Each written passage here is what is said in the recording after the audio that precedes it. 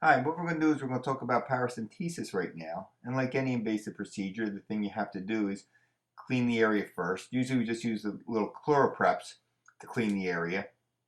The best thing to do is start in a circular pattern and kind of work over it. You can use betadine as well.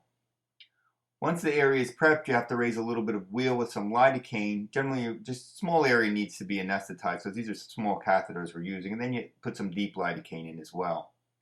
Once the area is anesthetized, you need to cut a little bit of an incision there to be able to put the catheter through, and you just want to make it right through the skin itself. You don't want to go too deep with this. The catheter itself is a pigtail catheter. It's a small little thing, and there's a trocar that goes through it.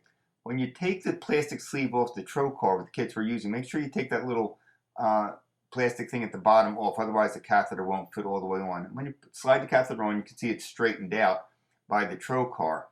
And then there's a syringe and a stopcock set up at the end.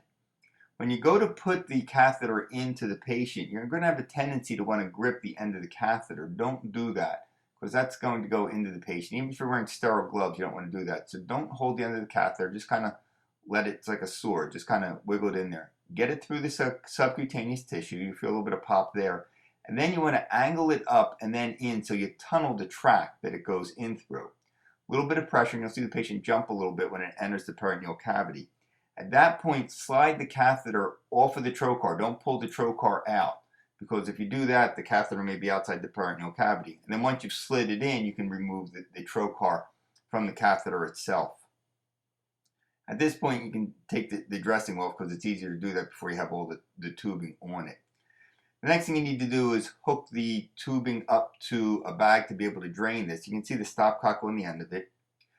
The kit we have has a small piece of straight tubing with it with a needle on the end of it. Take the needle off, and in the kit you'll see a little blue Christmas tree. Just kind of screw that onto the end of it. That's what you're going to attach to the drainage bag. The other end is a typical lure lock, hooks into the stopcock there. And what we use to drain it is a Foley drainage bag, but it's one of the 4-liter bags that you would use for the continuous bladder irrigation. And these bags seem to work really well. Even though it says it's 4 liters, it actually holds up to 5 liters.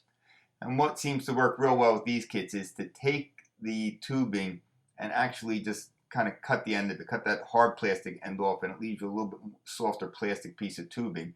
And then that little blue Christmas tree will just kind of fit right into it. You just kind of wedge it in there a little bit and throw a little bit of tape on it, and that'll hold it in place. The tape kind of works to keep it from opening up and leaving a puddle under the patient. What you can do is open the stopcock at that point. Once you put it in there, you can see the drainage of the fluid coming out, and the tube's just being taped into place there.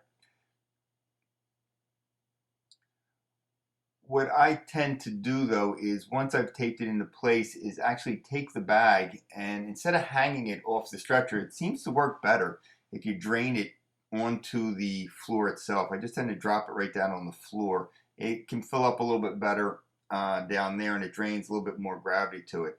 Next thing you have to do is just tape the catheter into place, so if somebody trips over the bag, they don't wind up pulling the catheter out of the patient inadvertently. But I find the easiest way to do this is a couple pieces of tape, one piece of tape right on the tubing there, and just kind of onto the abdominal wall, and that kind of holds it in place. And then, because I'm particularly a type 1 obsessive compulsive individual, I usually put 2 pieces of tape on the patient.